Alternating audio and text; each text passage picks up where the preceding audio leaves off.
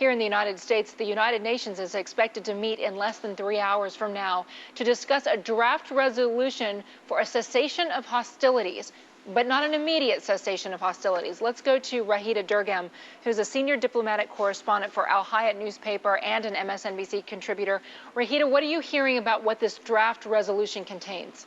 It calls for a cessation, a full cessation of hostilities based on the immediate cessation by Hezbollah of its attacks and the immediate cessation by Israel of its offensive in Lebanon. So it's a very interesting language. In a way, it puts the onus on both, but starts with Hezbollah in order to make the cessation of hostilities full.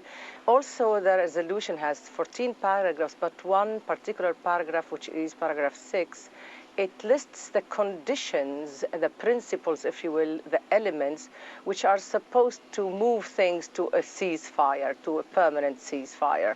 These 9 points listed deal with the political equation between the two countries, and also they deal with the delineation of borders, for example, between Lebanon and Syria, which would take care of that Sheba farms, a point of contention that Hezbollah has used in explaining and supporting its argument for resistance from Lebanon.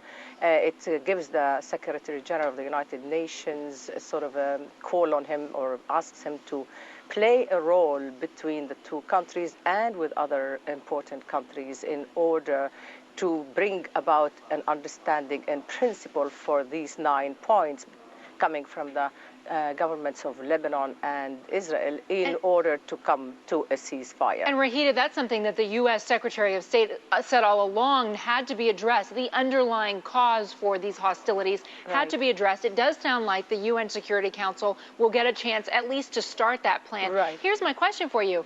The diplomats and the leaders seem very excited over agreeing on this resolution. However, on the ground, it doesn't seem so optimistic when you already have Hezbollah issuing a statement saying we're not going to stop unless Israel leaves our land, until there are no Israeli soldiers left in Lebanon.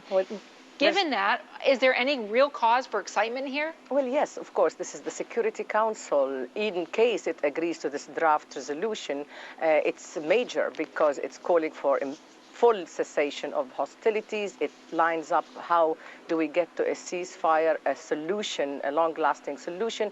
It gives 30 days to Kofi Annan to come back and say, that's what I found out, and that's how we can really enhance this understanding, this cessation of hostilities to become a ceasefire. And it also says to Kofi Annan to report in 10 days about the implementation of this resolution so that they'll go to stage B. Stage B would be the international force that would help the Lebanese government enforce its authority throughout the country. So it's important if there is an agreement, but we don't have it yet for the moment.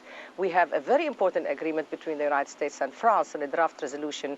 It remains to be seen if Russia and China would agree to it, and then it will be voted in the Security Council whenever that happens. And they're supposed to, the Security Council members are supposed to be getting that within the next 10 minutes, this draft resolution, and then reconvening at 3 o'clock Eastern time to discuss the details. Raghida Dergham, thank you so much. Thank you.